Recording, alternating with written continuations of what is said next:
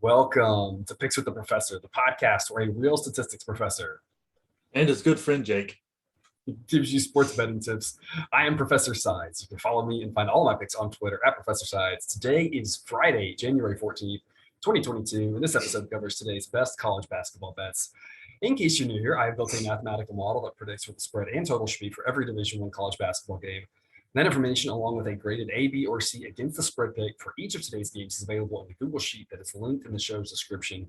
Picks that get an A are the ones I love, picks that get a B are the ones I like, and picks that get a C are the leans. However, please remember that good and bad variance will occur, so as much as I'd like to say the model will be profitable each and every day, that is an impossible reality for any gambler. Please subscribe if you aren't already. For those of you on YouTube, leave a comment about the play you like the most or the one you think you might be wrong on. Yesterday, Jake, I feel like we should just do a whole podcast today on how awesome we are. I feel like yesterday, Tech, check. We talked about the Iowa game. You got Iowa. I got the over, check.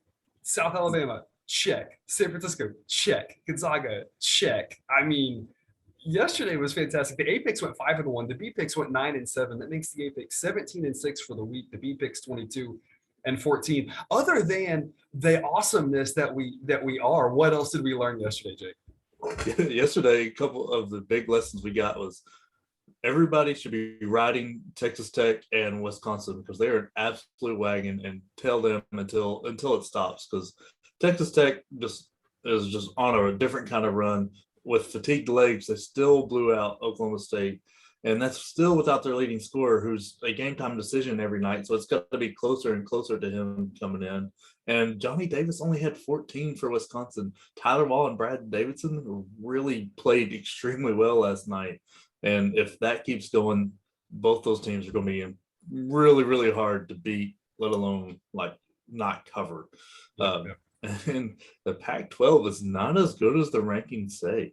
Man, they like, it seems. I mean, Arizona is that team, but Oregon had high expectations, and they're playing better now, but do not have a good resume. USC seems to be a fraud since after going 13 wins but really beating no one. Now dropped 2 of the last 3, or is it 2 in a row? And then obviously UCLA getting beat by Oregon in overtime last night. UCLA is not that good. I think they got a lot of respect for the tournament run they made last year, which was incredible, but I think it was more of the right team, right time than them being good. Yeah, UCLA had a great run last year, and they've clearly got some talent, but just not quite able to put it together. If you're a Pac-12 fan, your hope kind of rests back on Oregon now, who was one of the huge disappointments to start the season. But Oregon at least trending in the right direction as opposed to most of the conference outside of Arizona. We talked about this yesterday. It's like this seems to happen every year. There's maybe one good Pac-12 team, and then there's a couple that are supposed to be good that disappoint. Maybe somebody looks good, but then they get to conference and they just all cannibalize each other, and it just has not gone well for that conference lately, which is, like I said yesterday, a little disappointing. Like I said, I guess your hopes on Oregon at this point to come up with a good second team there, but not as good as we would hope. We'll talk about tonight's games onto a conference that is as good as we thought it would be, the Big Ten. We got 2 Big Ten games tonight of interest. 5:30 p.m. Nebraska at Purdue. I've got a B pick. My model thinks this should be Purdue minus 23. So I've got a B pick on Purdue minus 20. Holy cow, this line. Nebraska is very bad at Purdue, and I don't love laying this many points. I don't love laying this many points at a conference game. I don't love laying this many points with a Purdue team that sometimes doesn't really want to just destroy their opponents like we think they should. I'm going to show trust the process, because the model doesn't tend to make numbers this big in conference games. I mean, the model thinking this should be 23 is just kind of blows my mind for a conference game. Jake, what's your take? I'm the same way. Like, it scares me to death to back a conference game minus 20, let alone backing this Purdue team that's not been playing well recently. And I mean, they are, like, Nebraska's a scrappy team, but they don't have the talent to keep up with Purdue at all this year. Like, they've lost all 4 of their Big Ten games. Most of them weren't as close to the score. like they do have three players that are kind of fun to watch with Verge Jr. and McGowan's and Walker, but they're not anything super special or anything. But man, Purdue, they have the most efficient offense, like according to Ken Palm and whatever other ratings you want to look at. But their defense is lacking, and I think it kind of leans back to their coaching a little bit here. I'm not the biggest Matt Painter fan, but you're right. They're not like sharks smelling blood in the water. They just kind of fall asleep at times. Like, and even in that Penn State game, it's like they were getting ready to run away with it and just And then let Penn State right back in. Yeah. So to me, like this is the last time I'm back in Purdue until they prove me they can do it on these big numbers. Like, because there's been several times with big numbers and then they let the team sneak back in. Because I mean, like even Nicholls State, who isn't very good at all, they scored 90 against this Purdue team. Yeah. So I don't know. It's going to be wild, but I think Purdue's the play tonight. One, because they're the much better offense, and Nebraska's still trying to recover from that beating Kofi gave them. So that bodes well for Edey and Williams tonight.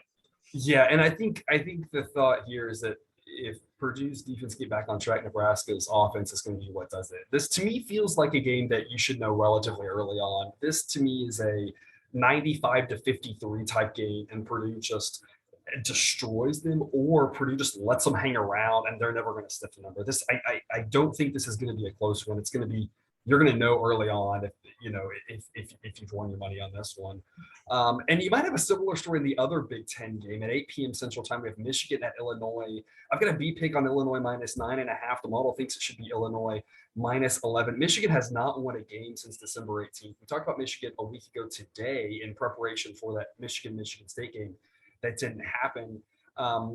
We're unsure of exactly what's happening COVID-wise with Michigan because a lot of that information doesn't come out. So we don't really know, again, who might have had it, how their legs are, et cetera. But that to me might be the tipping point to make me lean towards Illinois, just because the fact that, A, they're the better team, they're the home team. And again, if there is any issue with that, with fatigue, against Michigan, that's kind of the tipping point to get me over the hump here for Illinois. What's your take? Yeah, I'm all over Illinois on this one. I think the line is, I don't know why it's so low. Michigan has been off for a while. They have really bad guard play, and that, like, I don't understand how that happened, but all of a sudden it was just, they come into this year and they have bad guards. I think they're kind of a mentally weak team. When pressure hits or anything like that, they just kind of break down a little bit, especially like game pressure or like a press like type thing. They just break down and turn the ball over, and it'll end up being bad. And I mean, Hunter Dickinson is a great player, but anytime you don't have a guard that's similarly talented with a really good big guy, you can't get the ball to him.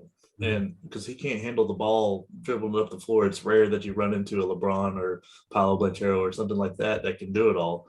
But I mean, Kofi, that matchup with Kofi is going to be a fun one to watch with those two battling it out. But like I said, the difference is the guards. Like in Illinois' got Plummer, Frazier, and Grandison that shoot the ball well. They don't really turn the ball over that much. They play in-your-face defense, and they play off Kofi well. And what I mean by that is, like, not only do they give him time to post up and things like that, but they use him like he's posting up on the other side of the lane. They drive the one side, making it hard on the defenders, or they move after they pass him when he's posted up, and then so any kind of doubles get mixed up, and he's a great passer, so he finds them. They shoot the ball well. The play here is Illinois. Michigan just doesn't have it this year. And I think you make a good point there. If you've got a good game plan for Illinois, they should be able to exploit the advantage that they can get from Kofi to then exploit Michigan's weaker guard play. It's going to be a tall task for Michigan's defense to be able to guard, to handle everything, right? To deal with Kofi, which is tough enough, and then, like you said, deal with the guards where they play off of that, when they kind of use him, not quite as a decoy necessarily, but sometimes as a decoy, sometimes as someone to pass it off to somebody else for the open shot.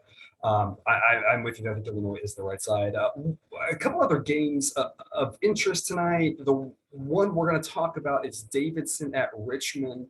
This is kind of your fun mid-major contest. It's at 8 p.m. Central. I've got an over pick for you here. I'm going over 143.5. The model thinks it should be 146.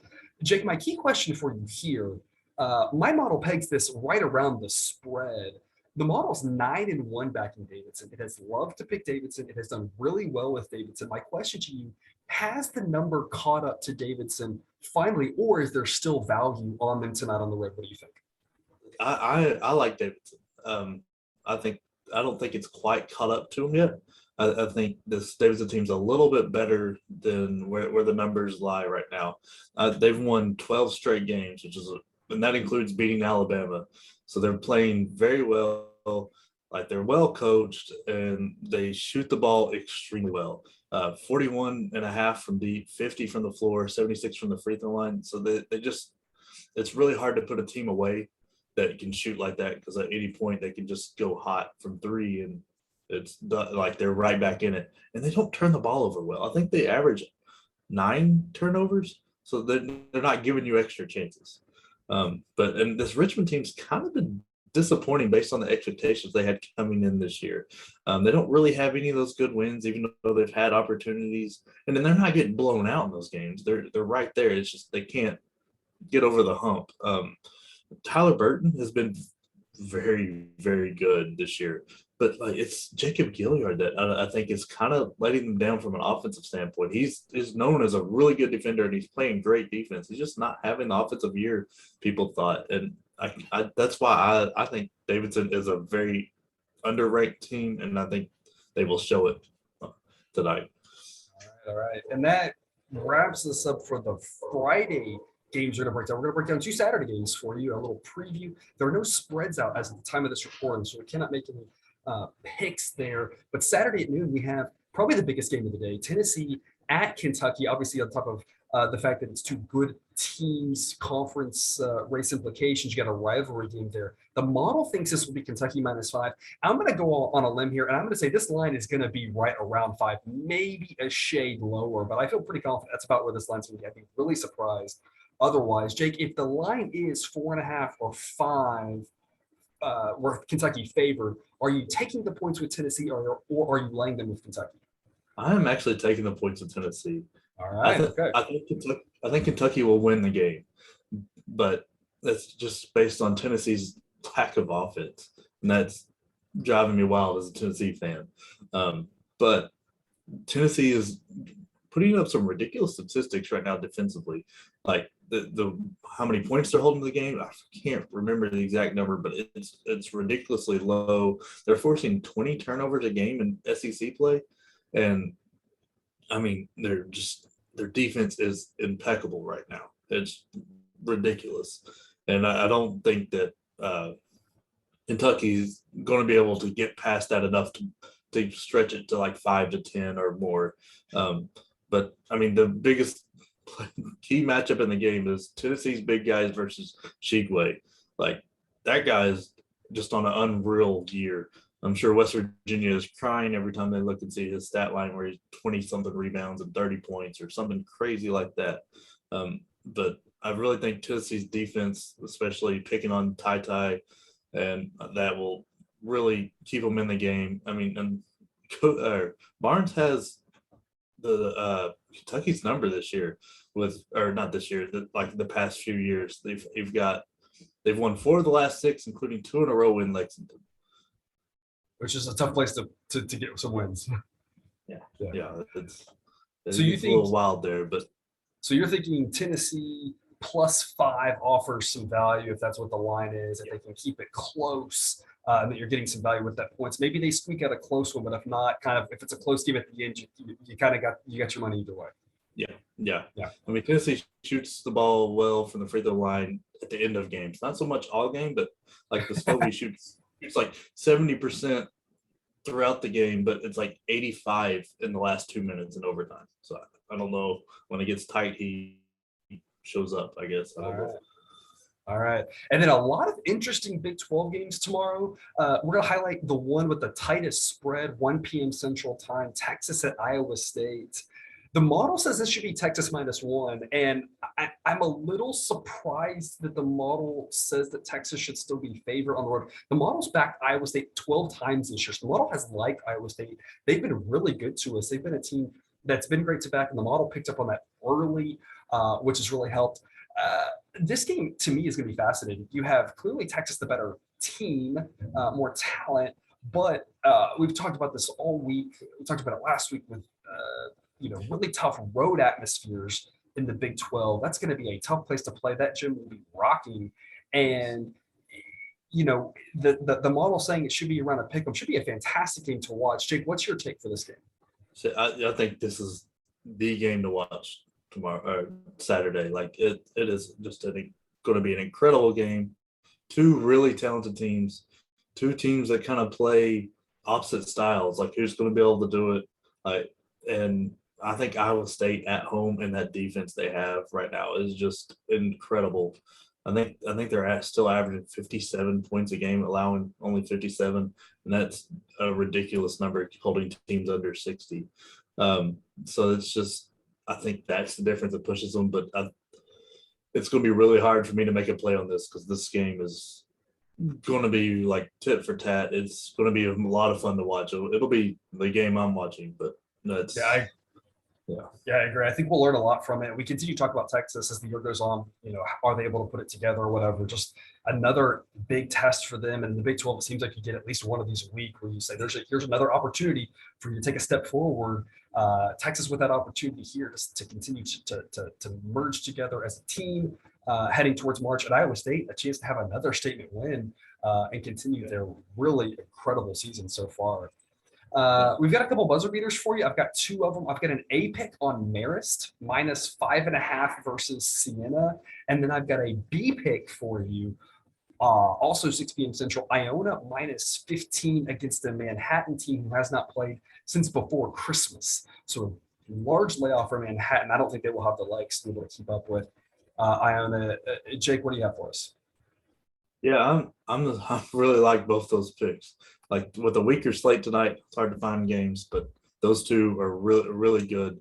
But I want to take my time and kind of spotlight tomorrow or Saturday's mid-major matchups. Like it's not an incredible slate after the games we've mentioned, but there's some big mid-major matchups that could help you come March. You got Belmont and Murray State in the OVC. That'll be a really, really good game. That's the two best there. I must say that should decide the conference race, right?